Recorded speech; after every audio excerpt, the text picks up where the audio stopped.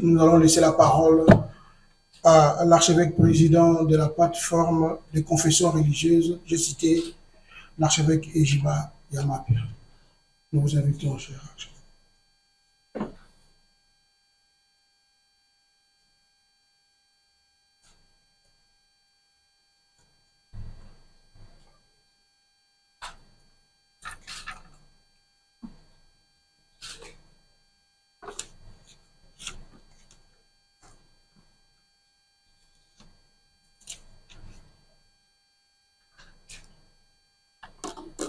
Bonjour à tous.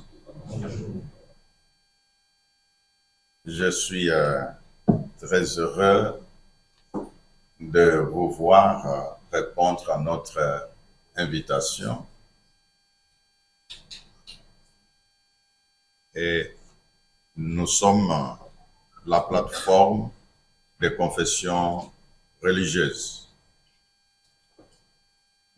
À ce titre, notre allocution pour notre discours des circonstances pour le lancement officiel de l'initiative interconfessionnelle pour la paix et la réconciliation en République démocratique du Congo. Nous disons grand merci à vous tous qui avez accepté de rehausser de votre présence. La liste peut être longue, mais vous allez accepter que je cite à titre exemplatif quelques personnalités qui ont rehaussé de leur présence de cette salle. Nous disons merci à Monsieur le conseiller à la présidence, qui est au collège éducation et questions religieuses. Nous disons merci aux représentants du ministre d'État aux Affaires étrangères. Merci au président de la CNDH. Vraiment, nous sommes très encouragés par votre présence. Aussi, merci à un membre de la plénière de la CENI, venu ensemble avec le directeur du cabinet du président de la CENI. Nous disons grand merci pour votre présence. Également, nous disons merci aux représentants du mécanisme de suivi, qui du reste, dans le cadre de ce qui nous réunit aujourd'hui, va être un partenaire privilégié pour que nous puissions cheminer ensemble. Encore merci aux représentants qui est venu au nom de l'ambassade des États-Unis. Nous disons merci à tous les partenaires de la société civile. Merci à tous les éminents, leurs éminences des différentes plateformes confessions religieuses, et nous vous accueillons dans cette salle. Notre mot, nous disons au nom de la plateforme des confessions religieuses. En parlant de la plateforme, ce serait très globalisant que l'on risque de ne pas savoir qui sont les membres de cette plateforme. Nous y avons 1. Église de réveil du Congo, 2. Communauté islamique au Congo, 3. Les Kimbanguistes, 4. L'armée du salut, 5. Union des églises indépendantes USA, 6. Orthodoxe, 7. Liloba Nanzambe, 7. Église autochtone Bangunza Pevialongo, 9. Confession nationale des églises indépendantes au Congo, 10. Église anglicane. Au nom de toutes ces confessions que je viens de citer, je vous adresse mes vives et sincères salutations pour votre participation à l'occasion de la présentation de notre projet intitulé « Initiative interconfessionnelle pour la promotion de la paix et de la réconciliation en République démocratique du Congo ». Votre présence est une marque de dévouement pour le bon déroulement de ces activités et nous vous disons grand merci. Le lancement de ce programme intervient à un moment crucial de l'histoire de notre pays. Il y a près de 3 décennies, l'armée rwandaise et l'air supplétif du M23 AFC ont mis en place un processus de déshumanisation dans la partie orientale de la République démocratique du Congo. On dénombre aujourd'hui près de 10 millions de morts et 3 millions de déplacés internes, des violences sexuelles, des violations massives des droits de l'homme, des enlèvements et assassinats ciblés des leaders sociaux et des jeunes, l'enrôlement forcé des mineurs et des élèves dans les forces armées d'occupation, les femmes et les jeunes en payent un grand prix. À l'ouest de notre pays, principalement dans les provinces du Kwilu et du Kwango, les forces centrifuges appelées phénomènes Mombondo sont à la base des violences qui ont paralysé la vie des communautés et accentué la précarité. En effet, cet engagement des confessions religieuses témoigne d'un objectif commun plus vaste, celui de favoriser la pérennité, l'inclusivité, la participation, l'appropriation et la responsabilisation au niveau national et local. Il s'agit là d'une initiative la plus ambitieuse car elle couvre tout le spectre des processus de paix, de transformation des conflits, de médiation et de réconciliation. Dans ce projet, vous trouverez une nette différence avec d'autres initiatives qui présentent des déficits ci-après. 1. Le manque de transparence. 2. Défaut d'inclusivité. 3. Manque de flexibilité. Et 4. Fluidité de délai de mise en œuvre. Rédigé par une équipe imposante de professionnels chevronnés, cette initiative comprend les composantes importantes sur le rôle des acteurs de mise en œuvre, aborde des questions transversales, notamment telles que le genre, l'intégrité, l'accès, l'inclusivité et approfondit des aspects complexes du plaidoyer.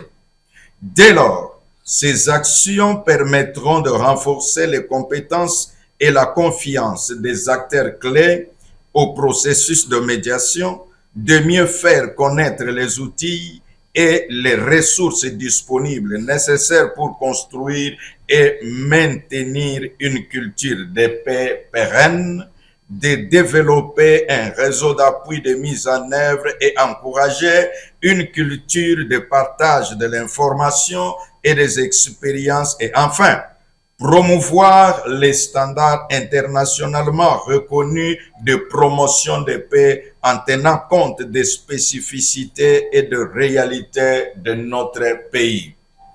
L'initiative s'inscrit dans la mise en œuvre des instruments sous-régionaux de paix, notamment le processus de Nairobi et de Luanda qui en appelle à la participation des acteurs, au renforcement de la cohésion nationale tant au niveau national, provincial que local, en s'appuyant aussi sur la récente résolution des Nations Unies 2773.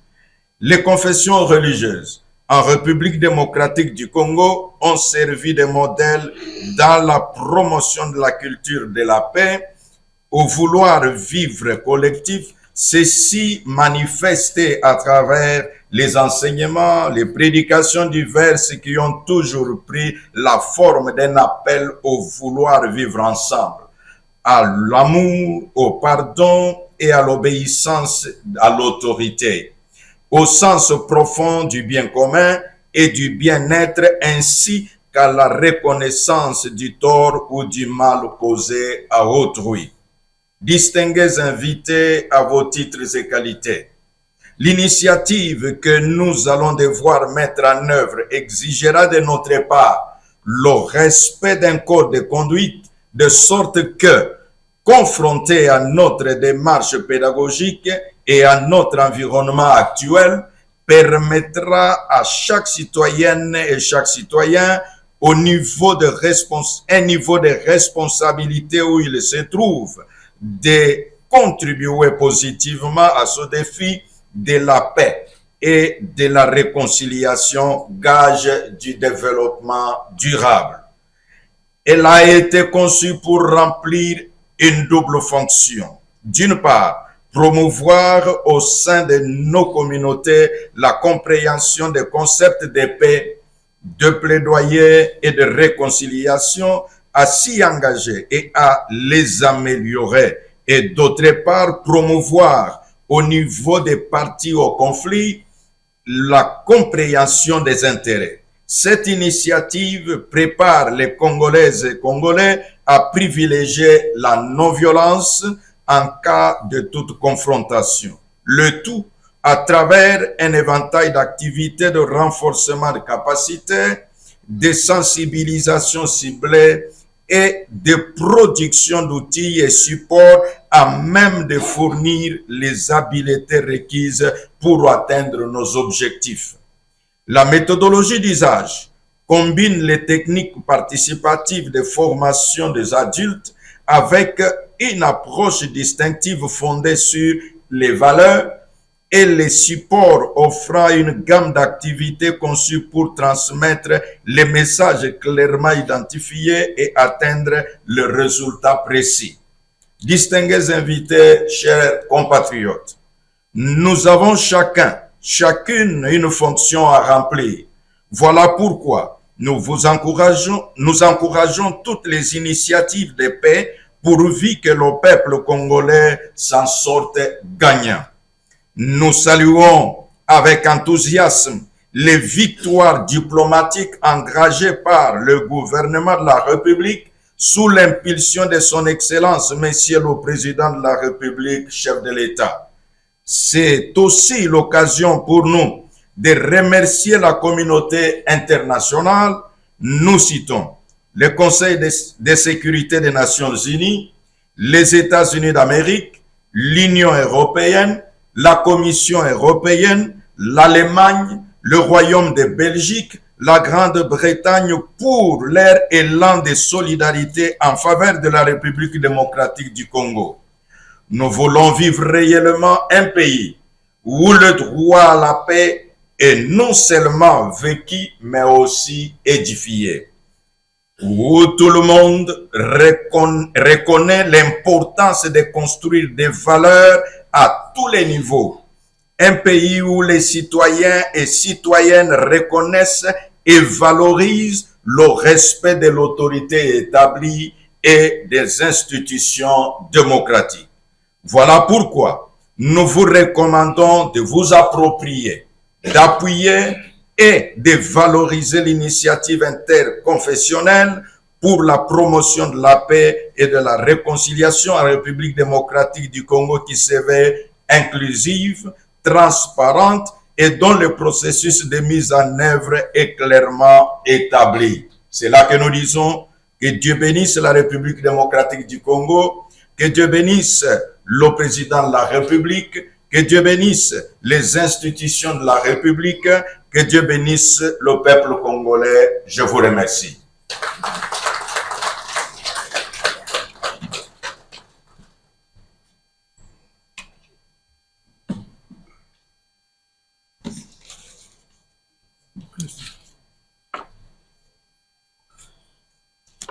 Voilà, merci. Merci l'archevêque président pour votre allocution. Nous allons inviter le président Idriss Katenga pour la présentation officielle du projet initiative interconfessionnelle pour la paix et la réconciliation nationale en RDC. Président, vous avez la parole.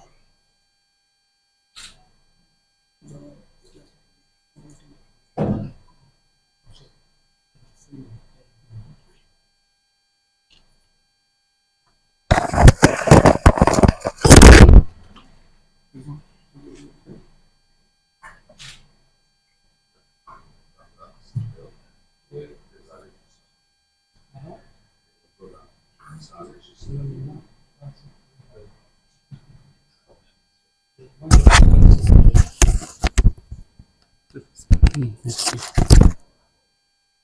À mon tour, je vais dire bienvenue à toutes les personnalités ici rassemblées à leurs titres et qualités. Alors, mon rôle ce matin, c'est de vous présenter ce que nous appelons Initiative interconfessionnelle pour la paix et la réconciliation en République démocratique du Congo. Il y a des choses que son éminence, Monsieur le Président de la plateforme, a évoquées, mais que vous allez suivre à nouveau, par exemple. Face à la crise sécuritaire persistante en République démocratique du Congo, la plateforme de confession religieuse, à travers sa commission d'intégrité et médiation électorale CIME, lance une initiative novatrice pour la paix et la réconciliation nationale. Cette démarche citoyenne vise à répondre aux défis sécuritaires qui affectent l'Est du pays depuis des décennies, ainsi qu'aux tensions sociales et politiques qui fragilisent la cohésion nationale. L'initiative s'inscrit dans une volonté de contribution active des confessions religieuses à la résolution pacifique des conflits. Alors, si les confessions religieuses, à travers la CIME, ont mis en place cette initiative, c'est qu'il y a des raisons. Et ces raisons, nous les trouvons dans le contexte. D'abord, par rapport au contexte sécuritaire à l'est du pays. Comme nous le savons tous, depuis des décennies, il persiste à l'est de notre pays une guerre d'agression depuis plusieurs décennies. Et cette guerre a fait plusieurs millions de morts. Comme conséquence de cette crise sécuritaire, des milliers de déplacés internes et externes dans des conditions précaires. Il y a une partie de la population de notre pays qui est assignée à la vie que vous voyez dans l'image. Le matin, ils vont au nord, à midi, ils vont au sud, le soir, ils vont à l'est, et tout ce qu'ils ont comme bien, quand ils se déplacent, vous voyez tout ce qu'ils peuvent emporter. Alors, à côté de la crise humanitaire, il y a des violences sexuelles avec plusieurs femmes qui sont victimes de viol, le viol utilisé comme une arme de guerre. Alors maintenant, surtout, cette guerre qui était localisée dans certains coins à l'est du pays a tendance à prendre de l'expansion. Maintenant, c'est des provinces entières qui sont embrasées. Mais la situation d'insécurité ne prévaut pas uniquement à l'est de la République démocratique du Congo. Dans les régions de Mai-Ndombe, même ici à Kinshasa et certains territoires du Congo central, les populations innocentes subissent les violences liées au phénomène Mobondo. Et ces actes, comme vous le savez, paralysent la vie communautaire et aggravent considérablement la précarité des conditions de vie. En plus de l'insécurité, il y a une part de problème qui est ajoutée par la classe politique. Des clivages politiques. La méfiance et la suspicion gagnent du terrain au sein de la classe politique et même de l'opinion. Même nous, au niveau de l'opinion, nous sommes de plus en plus divisés. Cette situation est exacerbée par la propagation de discours haineux qui fragilisent davantage les tissus sociaux déjà éprouvés. Nous ne pouvons pas être ensemble si chaque jour qui passe, nous tenons des discours de haine les uns vis-à-vis des autres. Nous prétendons vouloir l'unité de notre pays, mais dans notre comportement, nous agissons comme si le pays était déjà balkanisé.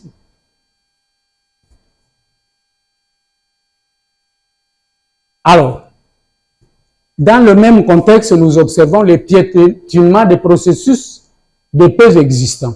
Il y a le processus de Luanda, par exemple, qui nous avait fait miroiter beaucoup d'espoir au mois de décembre. mais qui a capoté à cause de la mauvaise foi du président rwandais qui a préféré sécher son siège. Il y a le processus de Nairobi avec les groupes armés. Celui-là non plus ne marche pas, il bat de l'aile.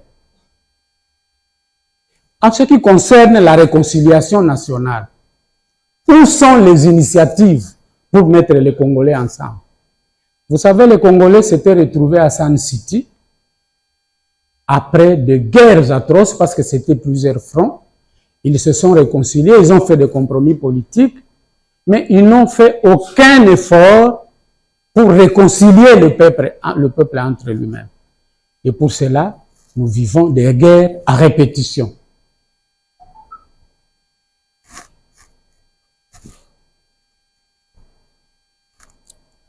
Alors, heureusement pour nous, tout n'est pas que rouge.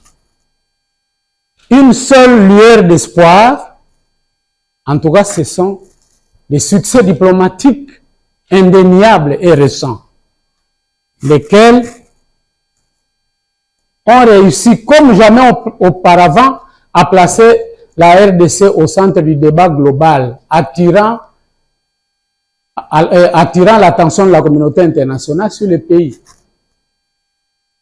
À un moment donné, ils ont tué chez nous, les gens mouraient et à travers le monde, c'était le silence total. Mais reconnaissons quand même que grâce aux performances de notre diplomatie aujourd'hui, en tout cas dans tous les forums mondiaux, on parle de la République démocratique du Congo, quitte à savoir comment nous allons capitaliser cette situation. Parce que souvent les Congolais, nous battons les mains et puis on dort sur les lauriers et rien ne change. Alors, grâce à cette diplomatie, en tout cas, l'assiette de soutien envers notre pays s'est élargie. Qu'allons-nous faire de ces opportunités, encore une fois? Et puis, surtout, le grand mérite de la diplomatie aujourd'hui, c'est d'avoir exposé clairement d'où vient la déstabilisation de la République démocratique du Congo. Parce que, comme jamais avant, maintenant, on sait qui dérange le Congo et il est doigté en attendant qu'il soit mis à jour.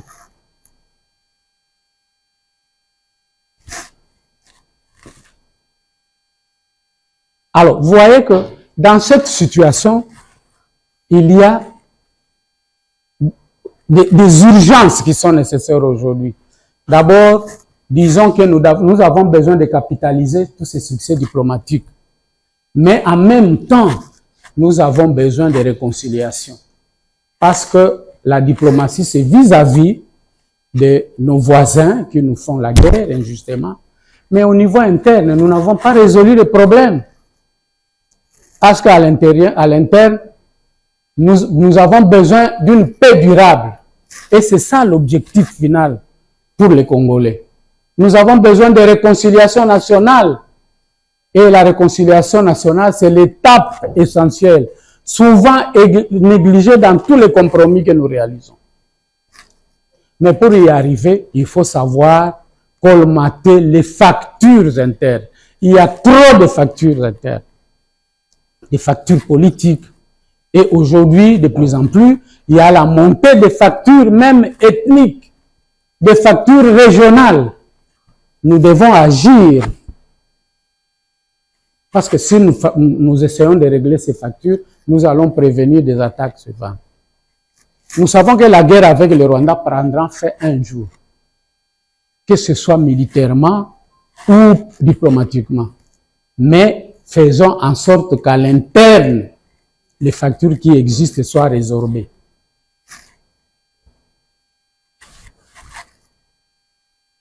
Maintenant, c'est là que nous, comme confession religieuse, nous nous sommes interrogés sur notre rôle. Que doivent faire les confessions religieuses? D'abord, notre rôle, c'est de mener dans une situation pareille. Qu'il s'agisse de crises avec les voisins, de crises politiques ou de crises entre communautés. Notre rôle, c'est la médiation impartiale. Et ça, c'est la position unique pour faciliter le dialogue entre parties. Je dis bien la médiation impartiale. C'est pour cela que vous voyez, ceux qui sont dehors ne peuvent pas voir, au niveau des confessions religieuses, nous nous efforçons et nous devons nous efforcer d'être à égale distance avec toutes les parties congolaises. C'est à ce moment-là seulement que nous allons jouer un rôle inspirant confiance. Alors, notre rôle aussi, c'est la promotion des valeurs. Nous devons enseigner la paix et le pardon. Ça, c'est notre rôle, nous, comme confession religieuse. La confiance populaire. Sur cela, nous partons de la confiance populaire, étant donné la légitimité et la crédibilité dont nous jouissons auprès des communautés. Mais nous devons en même temps savoir que la confiance et la crédibilité ne se donnent pas. La confiance et la crédibilité vis-à-vis des partis, ça se mérite. Et notre rôle en même temps, c'est de construire des ponts. Nous devons faire preuve de capacité à réunir des groupes antagonistes. Il y a des groupes qui s'affrontent. Vous ne pouvez pas faire la médiation s'il n'y a pas de groupes qui s'affrontent. La médiation, ça signifie qu'il y a rupture des relations harmonieuses quelque part et nous devons travailler pour raccoler. Nous devons nous intérioriser et nous interroger sur la manière dont nous allons jouer ce rôle. Dans l'environnement actuel, le rôle de confession religieuse n'est pas de faire un procès de l'action des autres, mais de proposer une initiative unique, innovante et ouverte à tous. Ça, le président de la plateforme l'a dit. Et cette démarche relève de la participation citoyenne. Par essence, un engagement libre et solidaire pour le bien commun. La participation citoyenne. Il y a un problème dans un milieu. Il y a des gens qui se portent volontaires pour régler ce problème. Ça, c'est reconnu à tout citoyen. Personne ne peut empêcher à un citoyen de travailler pour le bien de son. Mais en même temps, s'il y a la possibilité de fédérer les énergies, on fédère les énergies. Voilà pourquoi cette initiative est ouverte à tous. Quel que soit ce que vous faites, quel que soit ce que vous êtes. Et ici, quand on dit l'initiative est ouverte à tous, on ne dit pas seulement les religieux, la société civile, mais les femmes, les jeunes, toutes les catégories. On ne dit pas seulement les professeurs d'université. Parce que vous savez, en matière de participation citoyenne, prenons la question de la paix. Qui vous dit qu'un professeur d'université qui est à Kinshasa connaît bien la situation d'insécurité vécue à l'est du pays, que le pauvre paysan qui court la menace d'être assassiné à chaque fois qu'il se rend au champ ou qu'il se rend à la source pour puiser de l'eau. Si celui-là n'a pas de diplôme, n'a pas étudié comme les universitaires, mais au moins il a l'expertise d'usage. Il vit avec l'insécurité. Si vous l'écoutez, vous l'approchez, il vous dira des aspects qui vous échappent à vous-même.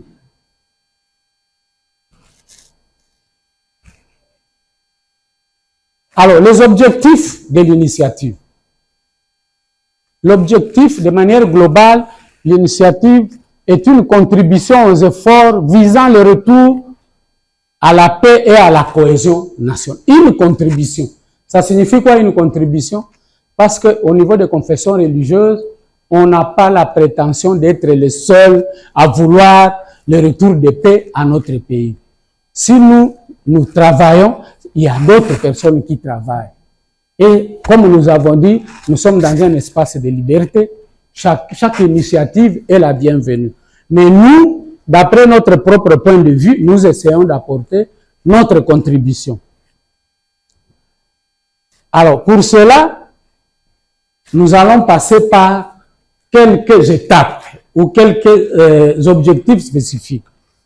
D'abord, vous ne pouvez pas aller dans un domaine que vous ne maîtrisez pas et essayer d'apporter votre contribution. D'où nous avons besoin, nous, avant de commencer toute chose, procéder d'abord à l'analyse des mécanismes de paix qui existent. Il y a beaucoup de mécanismes. On parle du mécanisme de Luanda, le mécanisme de Nairobi. Mais avant cela, il y a existé d'autres mécanismes. Amani Leo, ainsi de suite. Mais qu'est-ce qui s'est passé Qu'est-ce que ces mécanismes apportent ou ont apporté? Pourquoi à un moment donné, elles ont failli? Qu'est-ce qu'il faut faire pour le relancer? Qu'est-ce qu'on peut puiser dedans? C'est pour cela d'ailleurs que nous saluons dans la présence dans la salle du coordonnateur de ces mécanismes-là, qui pourra être d'une grande utilité pour notre information. Donc, la première chose que nous allons faire, c'est vous et nous, vous qui acceptez de venir. Parce que nous vous avons convié ici aujourd'hui pour vous dire que ce projet ici nous appartient à nous tous. C'est pas un projet que nous gardons dans les mallettes. Nous allons le vendre ici, nous allons le vendre là-bas, sans les autres. Non, ce projet ici est à vous. Nous vous demandons de vous l'approprier. Et puisque nous devons l'approprier et travailler ensemble, nous aurons donc besoin d'avoir ensemble les informations sur ce qui existe pour essayer d'aller de l'avant. Alors, nous voulons aussi mobiliser, procéder à une mobilisation citoyenne. Il faudra construire une large coalition pour porter ces projets. Coalition, confession religieuse, société civile et toutes les institutions qui s'intéressent à la paix. Pourquoi pas? Alors, c'est pour cela que cette initiative vise à identifier les questions à la base des tensions. Nous aurons aussi une activité pour identifier d'abord quels sont les problèmes qui causent ou qui alimentent les tensions dans notre pays. On va voir la forme, ça sera peut-être un atelier national, après des consultations au niveau des provinces. Parce que notre comportement comme Congolais, il contribue beaucoup aux tensions. Si vous regardez aujourd'hui, nous sommes en guerre. Tout le monde, personne, du nord au sud, de l'est à l'ouest, personne ne veut de la balkanisation de la République démocratique du Congo. Mais personne ne travaille pour approcher d'abord les gens, mettre les gens ensemble. Même dans nos groupes de la société civile, vous sentez le clivage. Vous sentez le clivage. C'est des gens qui sont tranchés derrière des positions. Ou bien ils sont pour, ou bien ils sont contre. Alors, même quand le chef de l'État a appelé à la cohésion nationale, personne n'a semblé l'entendre. Personne n'a entendu l'appel du chef de l'État. Nous nous comportons comme s'il nous a demandé de nous rentrer dedans les uns les autres. Alors donc, nous devrions avoir même notre rhétorique, notre façon d'aborder les... Nous sommes dans un pays en guerre et qui a besoin de l'unité nationale. Mais l'atmosphère générale, c'est une atmosphère de division totale. Les gens qui aiment la paix, vous sentez qu'ils aiment la paix. Les gens qui aiment l'unité, vous sentez. Mais chez nous, c'est pas ça. Donc, nous voulons qu'ensemble, nous puissions travailler pour essayer de développer ces attitudes-là.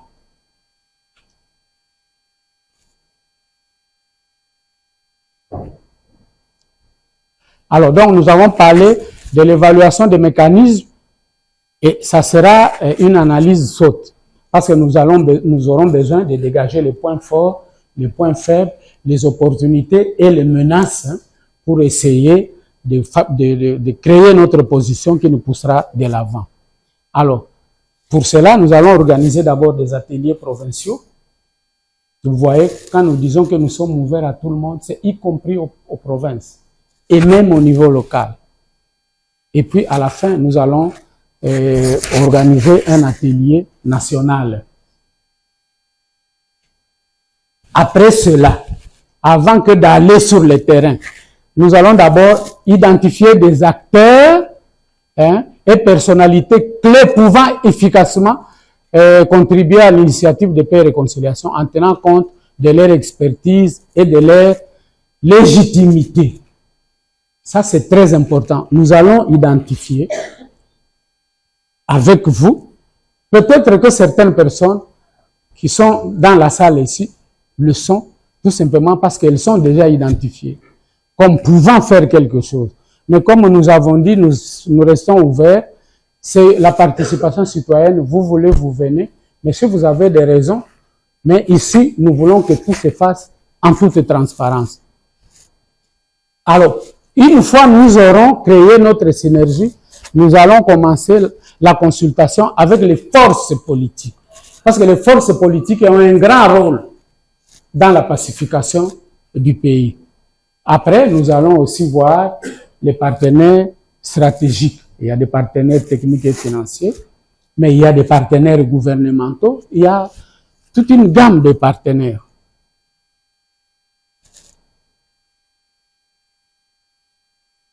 Alors, la synergie, nous la voulons structurer au niveau national, au niveau provincial et au niveau local. Mais pour cela, il va falloir définir un bon mécanisme de feedback. Ça ne sert à rien d'être structuré à plusieurs niveaux si l'information ne fonctionne pas. L'idéal ici, c'est d'avoir un réseau d'acteurs de paix, les plus touffus, qu'il n'y ait pas un seul petit problème de nature à déstabiliser la paix qui nous échappe. Voilà pourquoi nous voulons nous structurer de cette manière-là. Alors, par rapport à la mise en œuvre, d'abord, la première activité, c'est celle-ci. Nous vous présentons ce projet et nous voulons qu'il soit le vôtre. Nous vous demandons de vous l'approprier. Et puis, en second lieu, nous allons mener un premier plaidoyer pour un narratif de paix. Les Congolais doivent apprendre à parler un langage de paix. De deux choses l'une. Si nous ne voulons plus être ensemble, on se sépare. Mais je n'ai pas vu un seul Congolais qui a besoin de se séparer de l'autre. Alors changeons notre perception des choses. Soit changeons notre façon d'agir. Et notre façon d'agir commence par notre façon de présenter les choses. Et que donc nous allons mener avec, auprès du ministre de la communication et presse, qui est un brillant communicateur. Il nous a entraînés dans son propre changement de narratif, qui a quand même été très agissant. N'oubliez pas que le front diplomatique, il y a Madame la ministre d'État aux Affaires étrangères, mais également Monsieur le ministre de la Communication et Presse. Donc, nous allons travailler avec lui pour qu'il puisse nous amener dans ce créneau-là de changement de narratif. Il faut que nous, Congolais, apprenions à adopter un langage de réconciliation. La réconciliation, chers compatriotes, n'arrive pas entre des personnes qui ne se sont fait pas le mal. Parce que les gens croient que face à une personne qui vous a fait du mal, il n'y a que le règlement des comptes. Il n'y a que le coup, la vengeance. Non. La réconciliation, c'est uniquement entre des personnes qui ont des choses à se reprocher. Alors, nous allons, une fois nous avons notre narratif de paix, nous allons commencer à mener ensemble des actions de monitoring des comportements. Parce qu'il y a un grand problème chez nous aussi. Nous sommes dans tous les dérives. Nous sommes dans toutes les extrémités. Et personne n'est là pour siffler, pour dire non, non, non, non, non. Attention, là vous êtes allé très loin. Non, attention, là vous allez déraper. Non. Tout le monde y va de sa propre volonté. Ça, c'est un danger pour un grand pays comme le nôtre. Et que donc, après ça, nous allons entrer dans les activités de médiation. Et s'il échoue, après avoir parlé avec les uns et les autres, si cela nécessite l'organisation d'un dialogue national, nous allons évoluer vers un dialogue national. Mais à chaque moment, nous allons nous arrêter pour procéder à des évaluations périodiques. Alors, une autre grande activité à laquelle nous allons devoir nous atteler, c'est la sensibilisation à la citoyenneté responsable.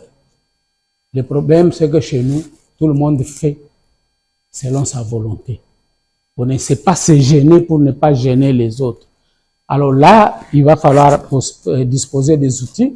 Je vois dans la salle ici des grands spécialistes parmi nos collègues de la société civile, des grands spécialistes en matière de conception d'outils et de sensibilisation. Leur expertise est bienvenue ici, dans cette initiative. Mais nous allons recourir aussi aux partenariats institutionnels. Par exemple, avec avec un certain nombre de ministères. Parce que nous voulons que ce programme, cette initiative soit véritablement nationale. Nous l'inscrivons dans un élan citoyen. Alors, et puis nous allons maintenant essayer de transmettre ça à travers le pays par un effet boule de neige. Alors, les partenariats stratégiques, nous allons donner quelques exemples. Le ministère de la Communication et Presse, nous vous avons dit que nous avons besoin vraiment de mettre en place un narratif de paix. C'est avec le ministère. Ministère des Affaires sociales. Les affaires sociales le ministère des Affaires sociales a dans ses responsabilités la solidarité nationale. Nous allons essayer d'explorer ce que nous pouvons faire ensemble à ce niveau-là. Le ministère de l'Éducation nationale et nouvelle citoyenneté. Quels sont les actes que nous posons au pays par rapport à cette idée de nouvelle citoyenneté? Où enseigne-t-on aux enfants et aux adultes? Où enseigne-t-on la nouvelle citoyenneté? Je crois que nous allons devoir faire des propositions concrètes pour qu'à travers cette formation, la paix, les notions de paix occupent les centres. Alors, il y a le ministère de la Jeunesse et quoi? Le ministère de la Jeunesse, c'est quoi? Il y a un autre élément maintenant, et éveil patriotique. Le ministère de la Jeunesse a un volet éveil patriotique. Mais il faut éveiller les Congolais. Nous ne pouvons pas continuer à parler des problèmes de notre pays dans les salles, alors que la population qui fourmille dans nos rues se trouve très loin de ces préoccupations. Et bien sûr que nous ne pouvons pas ne pas collaborer avec le ministère de l'Intérieur, parce que c'est ce ministère-là qui est en charge de la sécurité. Et quand nous parlons de la paix, nous parlons de la sécurité. Bon, voilà le contour du projet. Maintenant, pour arriver à démarrer ce projet et à le conduire vers les résultats, il y a des défis majeurs à surmonter. Les défis, d'abord, le défi des ressources. Bien sûr que cette initiative repose sur les finances des confessions religieuses. Mais les finances des confessions religieuses, reconnaissons-les, ont des limites. C'est pour cela que nous tournons aussi les regards vers le gouvernement de la République. Parce que c'est le gouvernement qui est le premier responsable de la paix, de la sécurité et de la cohésion nationale. Alors, nous nous trouvons devant d'autres défis. Comme je disais, le défi logistique dans un contexte de rareté des ressources. Déjà, avec l'occupation de notre pays, nous sommes amputés d'une part importante du budget national. Alors, si on ajoute le projet à ce que le gouvernement fait déjà, c'est pas évident. Ça, c'est très bien un défi. Il y a également la menace qui vient de l'extension du conflit. Aujourd'hui, nous avons 2 provinces que nous ne pouvons pas impliquer tout de suite. Quand viendra-t-il demain? Ça aussi, c'est une menace qui peut limiter les effets de notre projet. Alors, les choix politiques. Les politiques ne vont-ils pas choisir de mettre les moyens dans l'aspect militaire et politique et même diplomatique au détriment d'une simple initiative citoyenne comme celle-ci? Mais le plus grand défi pour nous, c'est le défi de l'implication des forces vives. Parce que nous savons que si les Congolais s'impliquent dans cette initiative, même les moyens suivront. Même les moyens viendront. Alors, l'initiative, comme vous le savez déjà, c'est une initiative de confession religieuse. Il vous a été dit que c'est 10 confessions religieuses. Mais l'initiative est mise en œuvre par la Commission d'intégrité et de médiation électorale, qui est un outil de confession religieuse dans les domaines de la promotion de la paix à travers la médiation et même la prévention des conflits. Voilà brièvement présenté l'initiative confessionnelle pour la paix et la réconciliation en République démocratique du Congo, et je vous remercie.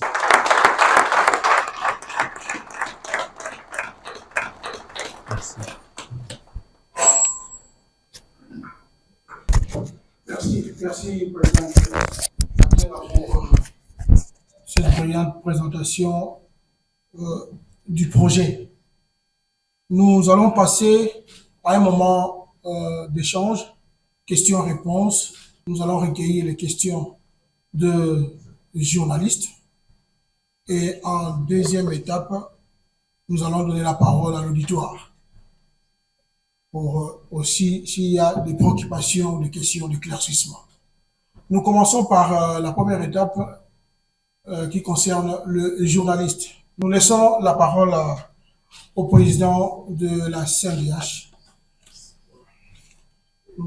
Leurs éminences, représentants des confessions religieuses, chers compatriotes de la société civile, vous allez m'excuser de prendre la parole parce que le moment est à la guerre. Comme à la guerre, tout le monde doit bouger.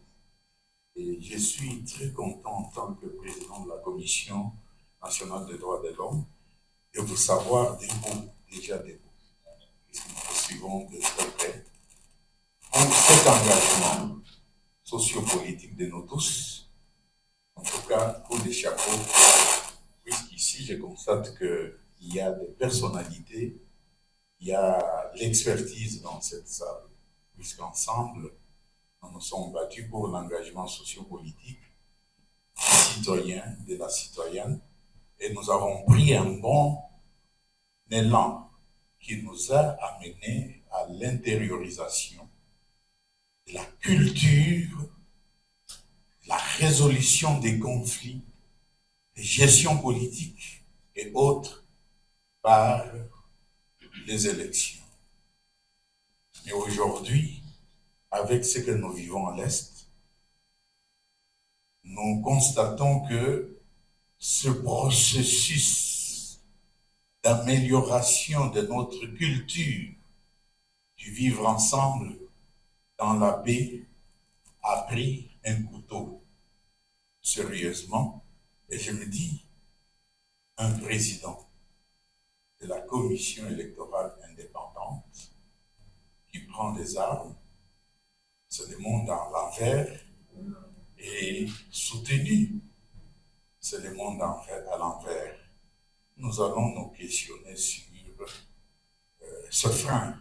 Mais ensemble, nous allons reprendre pour que l'excellence de cette culture de la démocratie et des élections ne soit pas interrompue parce qu'il y a des groupuscules qui ne veulent pas que ce pays démarre son développement au profit de la population congolaise.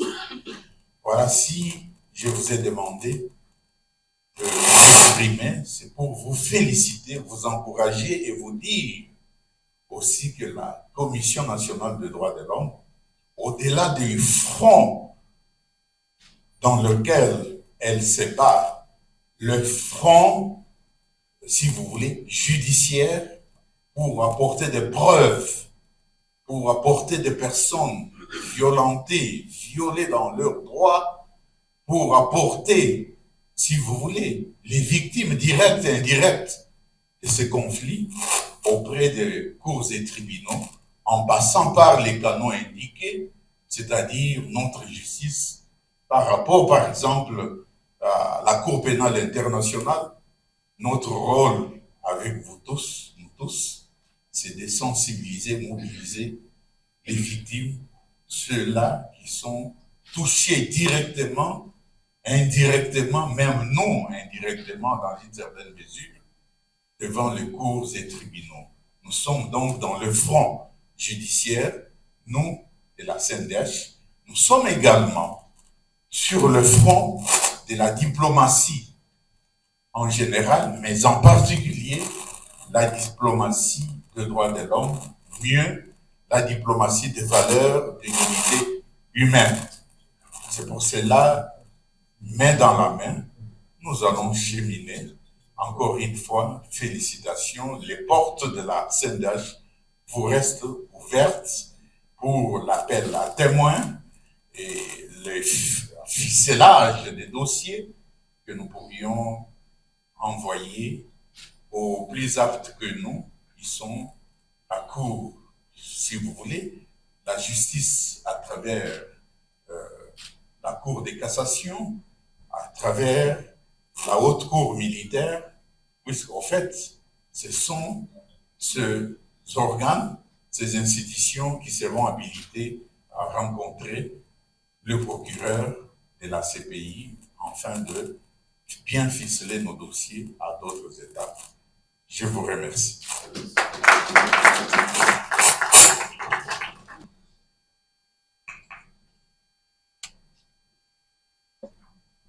Merci pour vos questions qui dénotent à la fois de l'intérêt que vous avez manifesté à la présentation du projet, mais également au souci de clarifier les choses entre nous. Parce que si on ne se comprend pas dès le départ, il est difficile de cheminer ensemble. Alors, je commence par Moïse Dingichai, c'est ça? De 7 sur 7. Moïse voudrait voir quelle est la différence entre notre initiative et celle de la CENCO et ECC. Alors, il veut aussi savoir si les consultations que nous annonçons ici font partie de notre agenda. D'abord, par rapport à la différence entre nos initiatives. Alors, la CENCO et l'ECC nous proposent un pacte social pour la paix et le bien vivre ensemble dans la région des Grands Lacs. Vous pouvez déjà déceler quelques éléments de différence. Évidemment, ils veulent travailler pour la paix en République démocratique du Congo, mais ils se projettent aussi dans les Grands Lacs. La CENCO et l'ECC ont mené pendant un temps des consultations, mais au niveau des chefs des États, je ne sais pas si vous l'avez suivi. Notre démarche est inverse.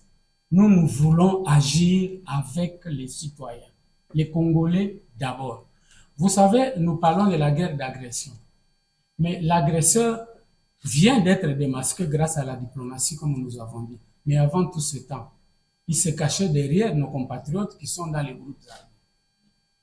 Vous croyez que si nous retirons nos compatriotes qui sont là pour les ramener à la raison, à la cause nationale, l'agresseur pourra encore avoir de la couverture?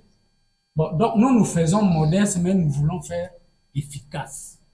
Réglons nos problèmes ici. Et je ne suis pas à l'aise pour parler de l'initiative des autres, parce que nous ne voulons pas nous confier la mission de censurer l'initiative des autres. Je vous ai dit dans la présentation que la proposition que nous vous faisons, c'est une activité de participation citoyenne. Ce n'est pas parce que l'autre agit que moi je ne peux pas agir. On peut avoir 2, 3, 4, 5 initiatives qui concourent à la réalisation du même objectif. Et c'est pour cela que nous vous avons dit, vous parlant des objectifs, que notre objectif, c'est d'apporter notre contribution. Il y a beaucoup d'efforts. Pourquoi vous parlez seulement de l'effort de la CENCO et de l'ECC? Mais parlez de tous ces mécanismes. Pourquoi vous n'avez pas parlé du mécanisme de douane? Pourquoi vous n'avez pas parlé du processus de Nairobi? Et que donc, chacun de nous, nous devons, c'est le moment, nous sommes à un moment où nous devons rivaliser d'initiatives, d'intelligence et d'efforts pour régler les problèmes de paix une bonne fois pour toutes dans notre pays.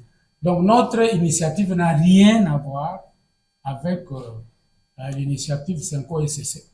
Que nous apprécions qu'il y ait une bonne initiative, c'est une bonne initiative, mais nous avons rencontré le chef de l'État avant de mettre cette initiative en place.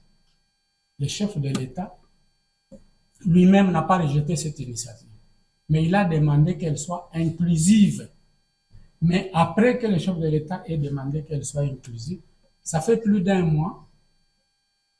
Je ne sais pas si vous avez vu une autre confession ou un autre acteur de la société civile s'est ajouté à cette initiative. Mais, or, vous savez, si vous voulez mener une activité de médiation au pays, il faut avoir l'aval des parties prenantes. Est-ce que le chef de l'État ou le gouvernement de la République, c'est une partie prenante négligeable dans la recherche de la paix? Vous allez faire des médiations sans l'aval du chef de l'État ou vous allez les lui imposer? Je crois que cette initiative aurait dû faire beaucoup d'efforts pour se mettre d'abord dans les attentes de toutes les parties prenantes. En principe, quand on commence une action de médiation, il y a des attentes, mais il y a aussi des craintes du côté des parties prenantes. Si vous ne rassurez pas, personne ne vous suivra. Voilà. Donc, nous, on met une action complémentaire. S'ils sont prêts à ouvrir et qu'on se rejoigne, pas de problème, mais ils peuvent continuer et les autres Congolais peuvent recourir à d'autres initiatives. Alors, en ce qui concerne les consultations font bel et bien partie de notre agenda. Et vous savez pourquoi? D'abord parce que pour mener une action de conciliation des parties en conflit, il faut préalablement avoir exploré les éléments du différend. Pourquoi ils ne se mettent pas d'accord? Qu'est-ce qu'ils se reprochent les uns et les autres? Quelles sont leurs attentes? Quelle est la position qui peut les mettre d'accord? Mais ça, le médiateur ne peut pas l'imposer. Ça, le médiateur ne peut pas l'imaginer lui-même. C'est pour cela qu'il faut prendre très au sérieux cette question de médiation. Il ne s'agit pas de s'afficher avec ceci, cela, ainsi de suite, et vous croyez que vous avez fait œuvre utile. Parce que vous n'allez pas imposer les résolutions à qui que ce soit. Et donc, pour nous, la consultation, c'est très important. D'abord, pour explorer les besoins et les attentes en termes de paix, de réconciliation des uns et des autres, mais également pour suivre les attentes et pour légitimer notre démarche. Madame Nancy de la RTNC revient presque sur la même question. C'est comme si elle vous obsède, la question 5O SCC. Alors, elle demande comment comment nous comptons collaborer avec l'initiative 5O SCC. À la mise en place de cette initiative, nos compatriotes de la 5O SCC sont venus à la plateforme pour rencontrer la plateforme LSI. Nous avons parlé. Ils ont présenté leur projet. Bon, nous l'avons analysé. Il y a beaucoup de bonnes choses, mais il y a des choses qui sont perfectibles. Maintenant, pour collaborer, s'il y a deux initiatives pour collaborer, il faut d'abord les dispositions d'esprit pour collaborer. Il faut que nous, on accepte de collaborer, et puis il faut qu'eux-mêmes acceptent de collaborer. Mais si l'initiative est fermée, on estime que là, il y a tout. Les autres n'ont plus rien à apporter. Ou s'ils ont à dire, ils viendront plus tard. Là, ce n'est pas la collaboration. Ils peuvent continuer sur leur élan. Et le jour où ils vont atteindre les résultats, nous allons applaudir parce que cela va construire la paix dans notre pays. Comment comptons-nous rester au milieu du village? Ça, c'est le grand défi, madame. Rester au milieu du village. Un défi pourquoi? Bien sûr que chacun de nous a des penchants pour un camp ou pour un autre. Mais seulement, voyez, nous sommes 10 confessions religieuses. Pensez-vous que toutes les 10 confessions religieuses penchent pour un même camp politique? Nous sommes 10 confessions religieuses. Il est impossible. Comment? On n'a pas recruté les chefs de confession religieuse sur base de leur appartenance à un camp. Chacun est venu de sa manière, à la tête de sa confession. Et puis, nous ne venons pas tous d'une même province, parce que chez nous, la politique est disséquée aussi à l'aune des appartenances provinciales. nous ne venons pas tous d'une même province. Et donc, il y a une diversité.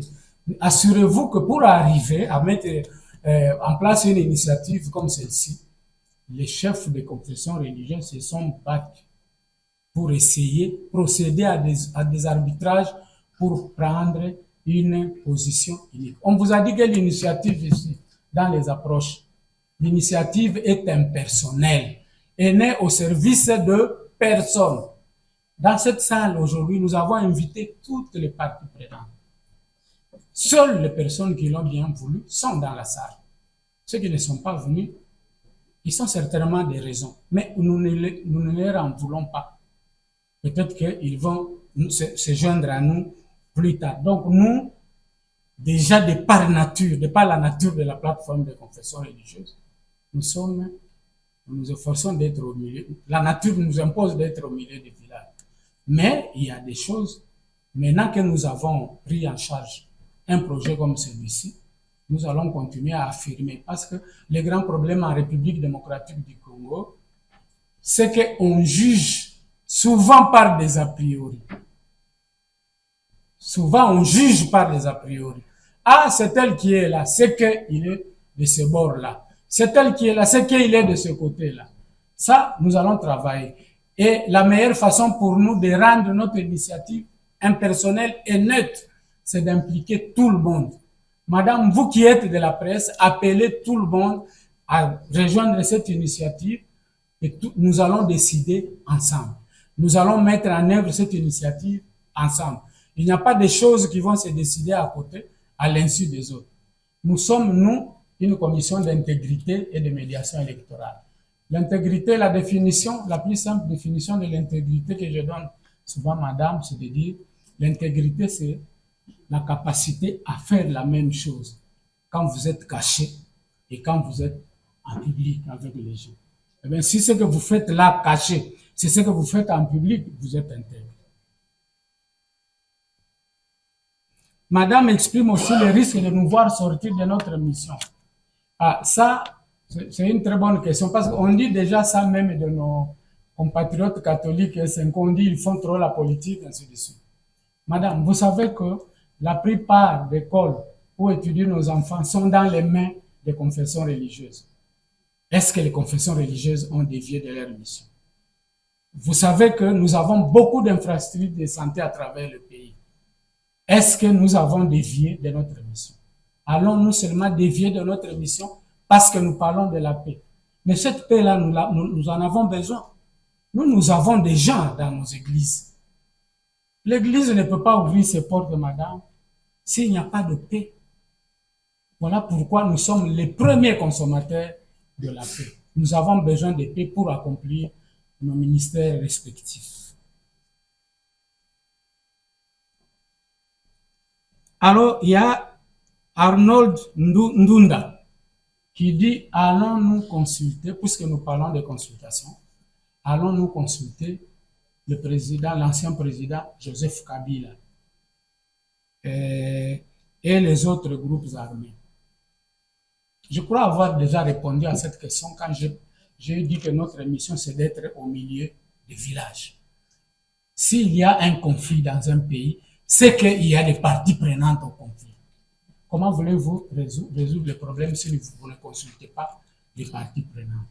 Nous, notre rôle, ce n'est pas de mettre les parties prenantes à l'index. Yo. Ça, c'est pas notre rôle. Nous n'avons même pas la possibilité de les mettre à jour. Nous allons consulter tous ceux qui peuvent apporter une partie des solutions aux problèmes. Sinon, on va continuer dans les problèmes. On n'exclut personne. Ce que vous devez savoir aussi, c'est que tous ces acteurs-là, ils prient quelque part, du moins pour les croyants. Tous ces acteurs. Vous avez suivi les pasteurs Bougiriri à Bukavu? Est-ce que vous avez suivi la prêche du pasteur Bougiriri à Bukavu? Quand il s'adressait au Seigneur des guerres. Il a dit, vous avez déjà planifié de me tuer. Vous avez mis mon nom sur la première liste, tel numéro, deux autres listes. Maintenant, je suis là, tuez-moi. Je suis là. Je ne vous en veux pas, mais je vous demande de vous repentir. Oui. C'est que notre mission, c'est celle-là, de dire à chacun sa part de responsabilité, d'appeler chaque parti à la raison. Alors, il y a M. Panda de la RTNC. Je crois que vous avez suivi ce que nous avons dit. Nous avons certes des ennemis extérieurs qui nous agressent, mais la plupart du temps, ces ennemis-là cachent la face. Ils voient leur face à travers les compatriotes, à travers les Congolais.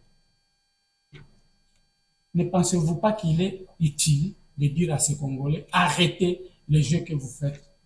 N'offrez plus de prétexte aux pays étrangers pour nous agresser. Nous agissons dans cette logique-là. Évidemment, il y a un front. Si nous parlons de victoire diplomatique, c'est parce qu'il y a un travail qui se fait pour harmoniser avec les pays voisins. Mais on ne peut pas croiser les bras. Il y a des choses que nous devons faire. Aujourd'hui, nous disons qu'il y a la montée du discours de haine à l'intérieur. Ça nous fragilise.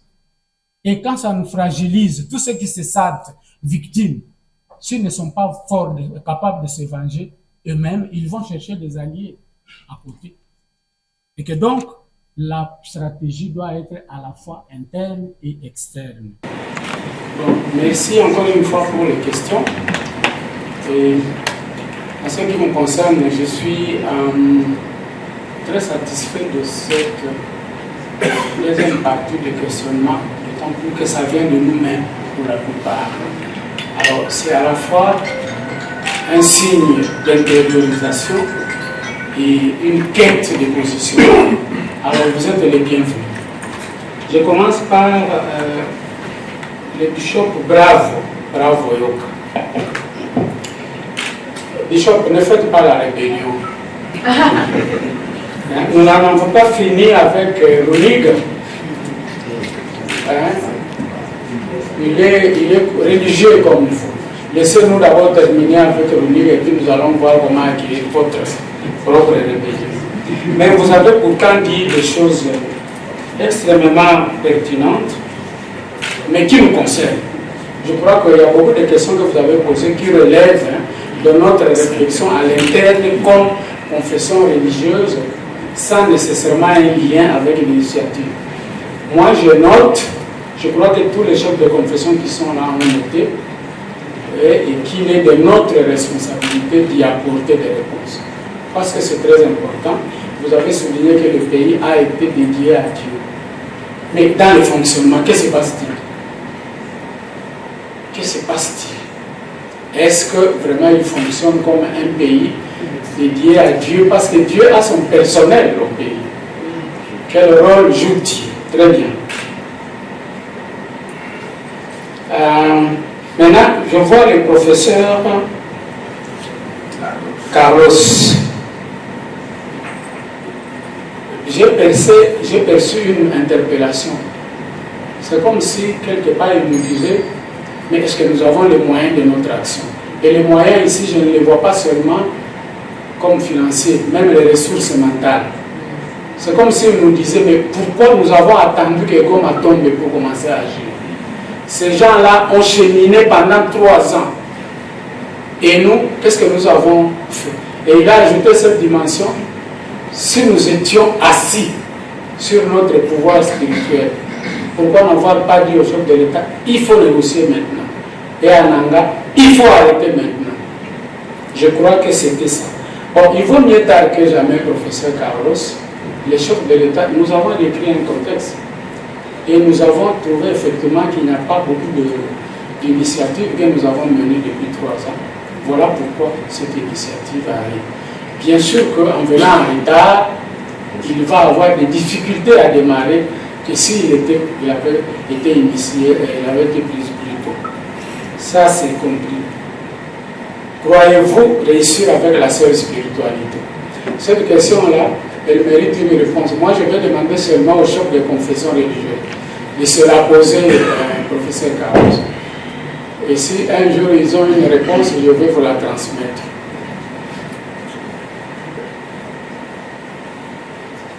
Alors, notre compatriote Loutobin, ça lui dit Philadelphie. Ah oui, oui, il y avait une question de sur Philadelphie. Alors, Philadelphie, c'est une communauté qui relève de l'ECC, de l'Église protestante. Il y a eu une confusion à un moment donné, on croyait qu'il faisait partie de la plateforme de l'Église de réveil. Non, Philadelphie relève, et même si, quand nous avons cité un pasteur de Bukavu qui s'est donné le courage de parler à Bissimo, parce que Bissimo est aussi de Philadelphie. Il était même diacre, il avait été à un moment donné diacre dans cette église-là. Mais il n'empêche que ce sont des chrétiens aussi. Ce sont des croyants comme nous tous. Ce n'est pas le fait qu'ils soient partisans de l'église de Philadelphie que nous, on ne peut pas agir sur eux. Nous allons agir sur eux au nom de la même foi, parce que s'ils sont chrétiens, ils confessent la foi en Jésus-Christ. Et comme compatriotes, ils se reconnaissent qu'ils ont les mêmes droits, et nous avons les mêmes droits qu'eux, parce que nous sommes tous congolais. Et à partir de ça, je pense que nous avons le droit d'agir sur eux. Je passe maintenant à Mutomesa. Oui, il dit, mais comment irons-nous de l'avant s'il n'y a pas unité? Et l'unité, pour lui, l'unité nécessaire pour aller de l'avant, c'est de voir la plateforme ici présente à côté de l'église catholique et de la CECO. Bon, s'il vous plaît, n'ayons pas une vision fétichiste des choses. Évitons d'avoir une vision. La CIME, la plateforme ici n'ont pas commencé aujourd'hui. Alors, pour ceux qui ne le savent pas, la CIME a été créée le 6 septembre 2014. Le 12 septembre 2014, les catholiques suspendaient leur participation. Est-ce que vous le savez? Alors, voyez tous les problèmes qui se sont déroulés entre 2014 et 2018 dans le contexte des élections. Est-ce que vous vous rappelez encore? Par rapport aux élections 2018, personne ne savait que le pays allait traverser le cap décembre 2018. Dans les chancelleries, tout le personnel était renvoyé parce que tout le monde savait c'est fini, c'est l'implosion à la République démocratique du Congo. Eh bien, la CIME et la plateforme travail. Les photos que vous voyez là, toutes les photos que vous voyez là, elles ne sont pas d'aujourd'hui. Vous voyez, la CIME et la plateforme ont travaillé. La CIME ont poussé les gens au dialogue de la Cité de l'Union africaine. Il en est sorti des résultats mitigés. Même pour le dialogue de la CIME, la CIME a poussé les gens à aller là-bas. Avant les élections, la tension était palpable. La CIME avait organisé un forum sur la paix avant, pendant et après les élections. Ce forum avait connu la participation de 14 candidats présidents de la République, parmi lesquels les plus radicaux. Qu'est-ce qui s'est passé? On a connu les élections en décembre et janvier 2019 était égal à décembre 2018. Les Congolais étaient là, le soleil s'est levé, le soleil s'est couché. Et nous avons connu la première alternance inattendue, laquelle alternance a apporté beaucoup de bien pour le pays, si vous ne le savez pas. Parce que dans un espace de 6 mois seulement, tous les prisonniers politiques enfermés, dont certains depuis plusieurs années, ont été libérés. Tous les réfugiés qui étaient à l'étranger, ils sont revenus au pays. Et nous avons même assisté au réchauffement des relations diplomatiques avec les pays. Vous croyez que c'est rien? Mais nous l'avons fait sans la CENCO. Nous, on n'est pas en conflit avec la CENCO. Nous vous avons dit et retenez-les. Chacun de nous a le droit et la liberté d'initier des activités dès lors que cela concourt au bien de la communauté. Même nous mettons notre initiative ici. Mais ça ne vous empêche pas, si vous estimez que d'une autre manière, vous pouvez mettre une autre initiative en place. Et nous pouvons collaborer. Donc, de ce problème-là, ne vous fixez pas sur cette affaire. Alors, le secrétaire général de l'ERC, lui, nous dit, c'est comme une crainte face à l'efficacité de l'action de la CENCO et de l'SSC. Avons-nous les moyens de faire autre chose? Il ne parle pas. Moi, je dis oui. Le premier moyen, c'est vous. Le premier moyen, c'est vous. Parce que les ressources, ça se mobilise. Ça se mobilise par qui? J'aime bien un penseur français qui disait que pour qu'il y ait révolution, il faut 3 éléments. Une situation révolutionnaire, un personnel révolutionnaire et une idéologie révolutionnaire. La situation révolutionnaire, c'est cette situation d'insécurité et de guerre permanente que nous ne voulons plus au pays, nous voulons la changer. Et le personnel révolutionnaire, c'est vous et nous. Identifiez déjà une faiblesse. Quand vous avez mis en place une initiative, c'est déjà trouver un moyen de contournement. Donc cette question des ressources est difficile, mais ce n'est pas impossible, croyez-moi. Il ne faut pas qu'on s'étouffe là. On n'a pas de moyens pour organiser ça, mais nous sommes là. Nous n'avons pas eu un quelconque financement pour faire cette activité.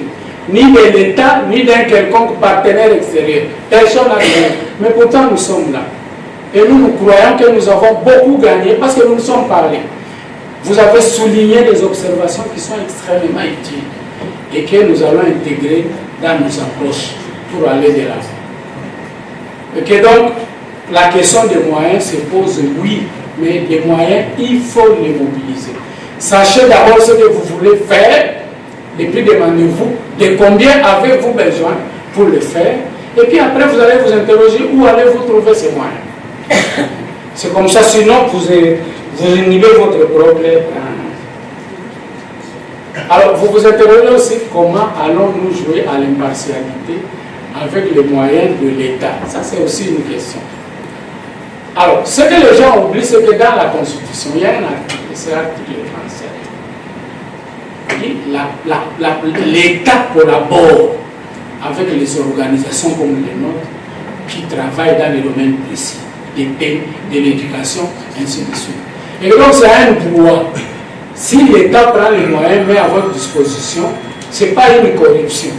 Et vous n'êtes pas obligé d'être complaisant. Parce que le travail que vous faites, s'il aboutit au bon résultat, c'est l'État qui gagne. Vous croyez que si cette initiative aboutit à la paix, on dira que c'est vous qui avez amené la paix au pays. C'est l'État qui aura amené la paix. Ne serait-ce que parce qu'elle a permis une activité comme celle-ci. Et ça, il ne faut pas l'oublier, c'est très important. Alors, vous avez terminé en recommandant une bonne sélection des experts. Nous avons, Dieu sait combien nous avons besoin d'experts.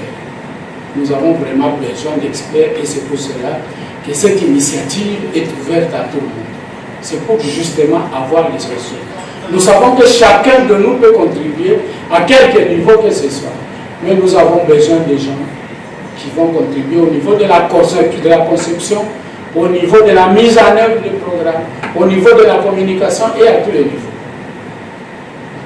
Alors, les professeurs ici à Abdallah, il parle du facteur temps, c'est vrai. Cela rejoint un peu les préoccupations du professeur Carlos. Alors, c'est compliqué. Mais, comme nous avons dit, il vaut toujours mieux tard que jamais. Il y a certainement des choses que nous aurions dû faire hier, mais maintenant qu'on ne l'a pas fait hier, faisons-nous. Peut-être que ça va nous coûter plus cher en termes de ressources et en termes d'énergie. Parce que si on l'avait fait calmement, on n'allait pas beaucoup transpirer. Mais maintenant, nous devons mettre le bouchée double.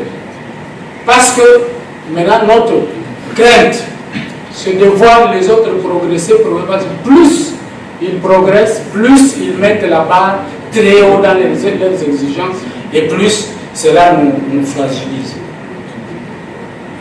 Mais, alors, qu'est-ce que nous allons faire pour concilier Goma et Kinshasa?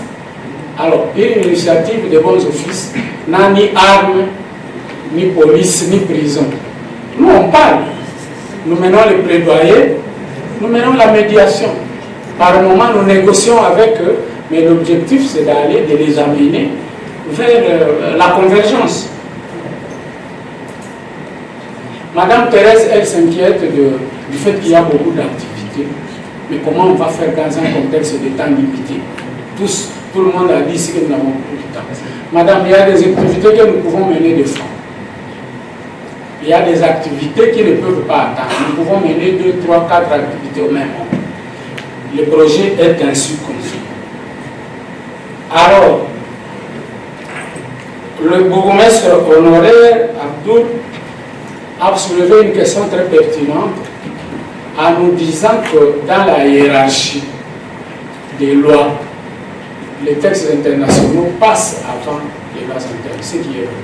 Et maintenant, on dirait que la communauté internationale est focus sur le processus de Luanda et le processus de Nairobi. Mais la nôtre, quelle est sa place? Ne faudra-t-il pas attendre un peu que les deux processus aboutissent? On va le mener concomitamment. Nous, ici, dans notre projet, nous avons l'intention de mener notre initiative concomitamment au processus de Nairobi. Et maintenant, notre génie va résider à la manière dont nous allons trouver des passerelles. Vous savez, l'une des raisons qui ont milité en faveur de la mise en place de ce projet, c'est le fait que nous avons constaté que depuis que la guerre a commencé, il y a deux logiques qui prévalent sur le terrain. C'est la logique militaire et la logique diplomatique. La logique militaire a ses forces et ses faiblesses. La logique diplomatique a ses forces et ses faiblesses. Vous savez, par rapport aux deux processus, nous pouvons recourir à une seule des activités ici. Nous pouvons, pardon, la mobilisation. Si nous parvenons à mobiliser tous les Congolais pour dire, mais Luanda là-bas, cette histoire a trop duré. Trouvez-nous la solution maintenant. Vous savez que nous pouvons mettre les gens au bas.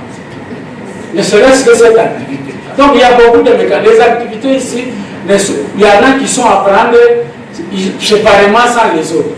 Mais le tout rentre dans un même ensemble. Donc on ne va pas attendre. Nous avons des responsables ici qui s'occupent de ces questions de suivi des paix. L'idéal pour nous, c'est qu'on trouve une place pour les confessions religieuses et la société civile pour accompagner ces processus. Il faut qu'il y ait de la place. Alors, Monseigneur Ruffin parle de la menace sur les Bassoyens. Monseigneur, la menace sur une quelconque communauté, ce n'est pas quelque chose d'acceptable. Moi-même, personnellement, j'ai suivi, il y a eu des menaces, j'ai même vu des vidéos, j'ai essayé de suivre, de mener. Bon, je n'ai pas vu de mes propres yeux. Mais je ne peux pas dire que puisque je n'ai pas vu, on peut dire que c'est zéro. Mais alors, évitons deux travers. D'abord, s'il y a des gens qui pensent que les Baswahili sont complices de la guerre de l'Est, alors que c'est eux les principales victimes, ils se trompent. Il faut donner l'information à ces gens-là. Parce que la plupart du temps, aujourd'hui, les FARDC ont dégarni leur poste. Mais le vide est comblé par les Wazalais. Ils n'ont suivi aucune formation militaire. On m'a envoyé hier du Maniema des vidéos de Maïma et de Maniema qui faisaient de leurs fétiches avant d'aller au front. Et tous, hier, ils sont arrivés à Ouvira. Ils sont arrivés à Ouvira pour combler les vides laissés par les FARDC. Et donc, ce serait une erreur. C'est ce que je dis. J'ai appelé les attitudes qui nous poussent à la balkanisation. Mais en même temps, ceux qui dramatisent cette question, alors qu'ils ne peuvent pas documenter, ils ne peuvent pas fournir un cas, ce n'est pas responsable. Et que donc, ces problèmes-là, considérons-le comme les problèmes qui se posent. S'ils se posent, il faut les régler. Je crois que par rapport à cette question, c'est ça. ne dramatisons pas, mais en même temps, n'encourageons pas. Je crois que c'était la dernière question. Madame Thérèse, j'ai répondu, elle a demandé si on peut mener concomitamment, et non, le problème de temps est présent. Voilà, merci. Merci, on peut quand même parler. Vous avez bien posé des questions et aussi au président. Merci infiniment pour votre brillante intervention. C'est pas facile de ramasser toutes ces préoccupations et d'y répondre. Nous osons croire que les réponses du président ont rencontré des préoccupations. Nous sommes presque à la fin de notre cérémonie. Nous allons donner la parole à l'archevêque président. J'ai cité l'archevêque Ejiba Yama Pia pour son mot de remerciement et prière finale.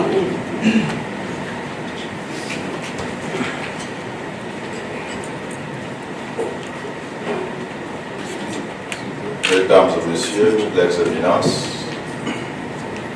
dans nos différentes catégories, c'est un privilège pour moi de vous dire grand merci au nom de la plateforme de confession religieuse.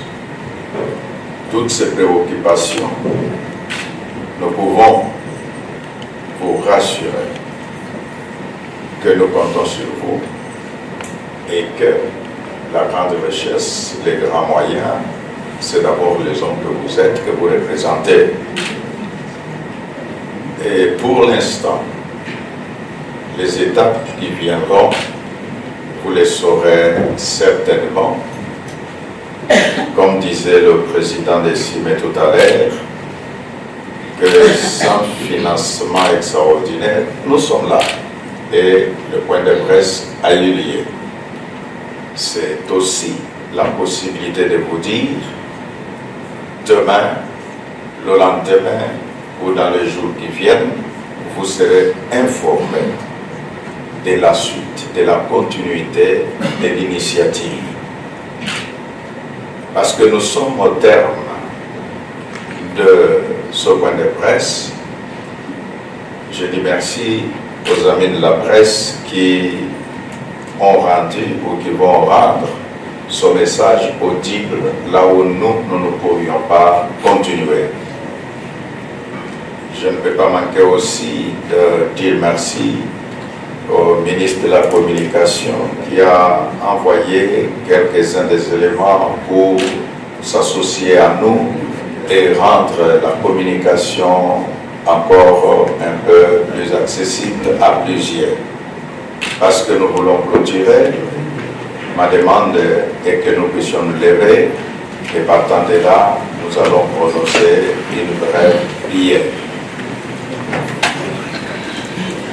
Père très saint, Créateur des cieux et de la terre, tu as rendu possible cet événement et la suite, nous nous recommandons à toi, nous prions pour notre pays, nous pensons au président de la République, nous pensons aux institutions de la République et nous pensons au peuple congolais et spécialement ceux qui sont dans la partie orientale. Yahweh, tu as suivi ton âme les interrogations. Comment arrêter la guerre? Nous nous disons que le créateur des cœurs, le créateur des esprits est capable de créer les mécanismes, d'utiliser toutes ces initiatives pour que la guerre cesse, que la paix revienne. Voilà, dans ce moment, nous nous recommandons à toi, nous recommandons le peuple de Goma, de Bukavu et de partout ailleurs qui se retrouvent sous occupation.